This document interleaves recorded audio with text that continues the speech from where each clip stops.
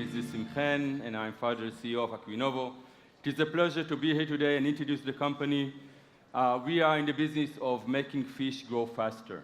Why do we need it? Because fish are very important to us. They're taking a very more important part of our life.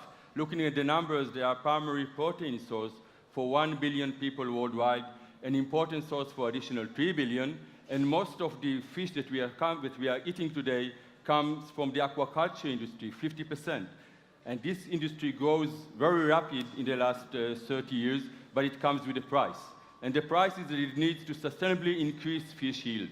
Fish yield, ladies and gentlemen, is the name of the game, and it is one of the critical challenges of the industry, and this is the challenge that we in AquiNovo addresses. So how do we do it? We have a technology which is a non-GMO, non-hormonal solution, easy to use via the feed, that is based on a short proprietary peptides invented at the Hebrew University and licensed to the company. Those peptides inhibit production and therefore allows the energy to be invested into the growth. And what you see in the picture to your right-hand side here is fish that receive our peptide in their feed and show 40% higher average weight versus the control group, versus fish that were fed on regular feed. So faster growth means shorter time to market, less production cost, less exposure to catastrophic events during cycles of growth. It also means that farmers would be able to generate more cycle growth with the same infrastructure, increased fish yield, increased revenues. We may also be able to touch some environmental challenges, such as the production of escapees to the wild and the use of hormones in current tilapia farming.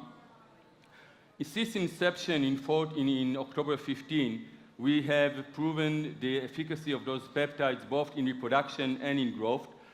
We started initial safety studies, and we have identified our peptide for the salmon. And a few months ago, we're very happy to announce our first strategic partnership with Novo, a global leader in animal nutrition and health, in an agreement that includes both investment in the company and development work. And those resources allow us today to move into large-scale studies with tilapia in Asia, do some development of our commercial production system, and move into more mechanism of action studies. And we are actually now in discussions with additional players for partnership with our salmon program. We are planning for the next 4 years to develop and launch 3 products, tilapia, salmon, and carps, and raise funds for additional products. If we look in our market, we are approaching the whole fin fish, which is a huge, over 50 million ton market. We are now focused on the 3 most fish species that are used by human, tilapia, salmonid, and carps, and combined, they give us a potential market of $500 million annually. So we are planning to produce our peptides, sell it to feed additive and feed companies that would then incorporate it into the feed and sell it to the end users, the hatcheries and the fish farms. We are in an ongoing dialogue with all players in the industry, making sure that we are always aligned with the market, with its needs and with its problems. To wrap it up, we are bringing a disruptive technology into a growing market. We have a non-GMO, non-hormonal, easy-to-use technology that allows more fish to be generated, increased revenues, and potentially tap also some environmental problems.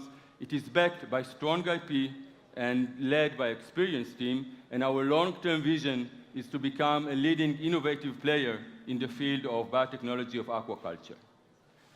So, not surprisingly enough, we are also raising additional funds to complete our fish tilapia product, and we'll be happy to discuss it whenever you want.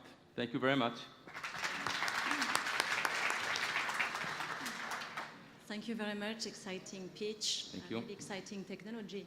As an impact investor, I have a question for you because we live in a context of global overfishing, marine depletion of natural resources. How can your technology help contribute to the reduction and eventually the elimination at some stage of the use of hormones in aquaculture, which is a big negative impact? Yeah, I think this is exactly one of the main points we are trying to address with the technology. And it is once you accelerate the growth, you don't need to use hormone to do that.